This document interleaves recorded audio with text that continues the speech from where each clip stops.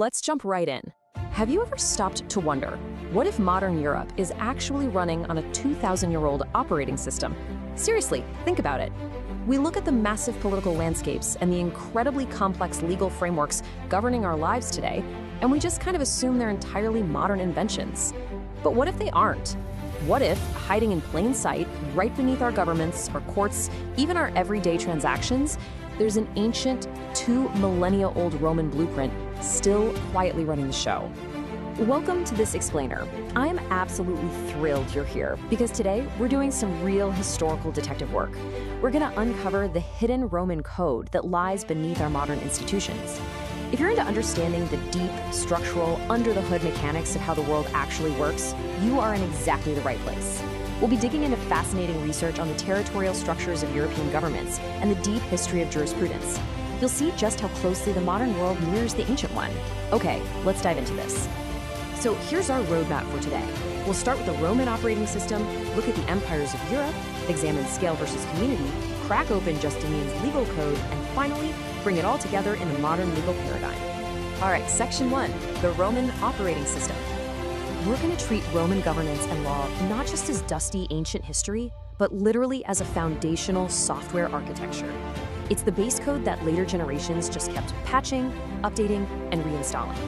And the sheer scale of this achievement is mind-boggling. Over 1,000 years of jurisprudence. You see, Roman law wasn't just a set of rules for ancient society, it was a massive cognitive breakthrough. For the very first time, lawmaking was separated from religious mythology. It became rational. The Romans created these universal, logical formulas that could protect private property, manage commercial turnover, and regulate social interactions, no matter who was actually in charge. They essentially wrote the source code for civil order, a system so robust, it became the absolute bedrock of European civilization. Moving on to section 2, empires of Europe. Building out from the legal code to the actual physical map, let's look at the research of Gary Marks. He analyzed the territorial structure of Western European governments across history. According to the data, if you define a large polity as a government controlling at least 1/5 of the Western European landmass, so roughly a massive 6 million square kilometers, well, there have only been 5 in all of recorded history. The Roman Empire, the Frankish Empire, Napoleonic France, Nazi Germany, and today, the European Union. By neutrally mapping these out, researchers show us how the modern EU actually fits right into a very deep, recurring historical pattern of massive European territorial organization. To really understand these massive territories, we have to look at the specific, non-partisan Roman definition of the word empire, or imperium. It wasn't just about conquering. Imperium meant exerting power or authority over a great territory containing diverse communities, but, and this is absolutely crucial, without completely homogenizing them. An empire, in this structural sense, is a flexible, composite mosaic. It uses a mix of direct and indirect rule, often relying on pre-existing local structures and local elites just to maintain order across vast distances. And this exact concept is brilliantly illustrated today by former European Commission President José Manuel Barroso.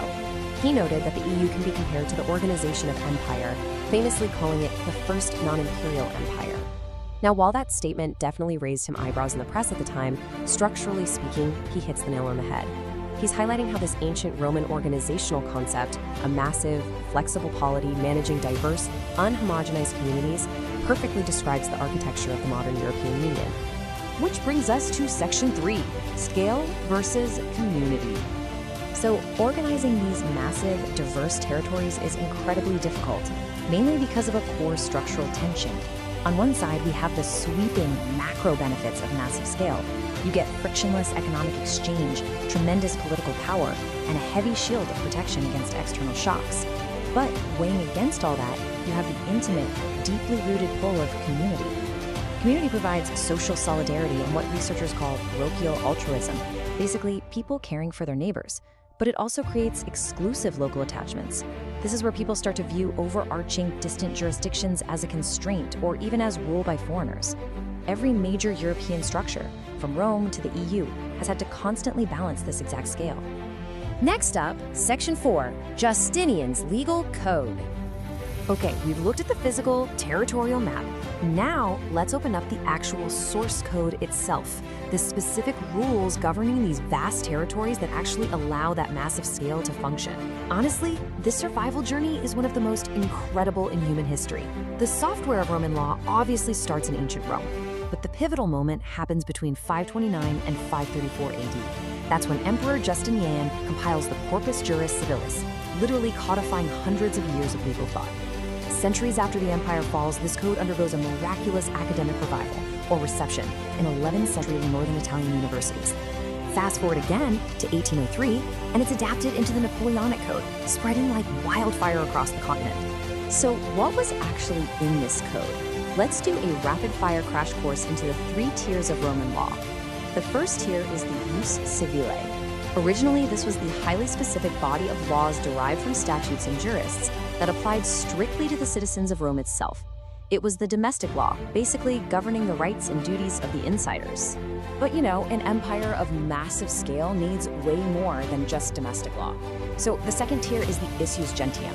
This was the law applying to foreigners interacting within Rome, and it also regulated Rome's diplomatic and commercial relations with other states.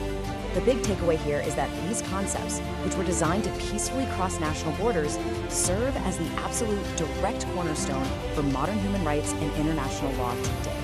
No joke. And finally, we have the third tier, Jus Commune. This was the universal law. It was considered common to everyone and binding upon all nations, including the Romans themselves. By establishing this, Rome cemented a common grammar of legal thought.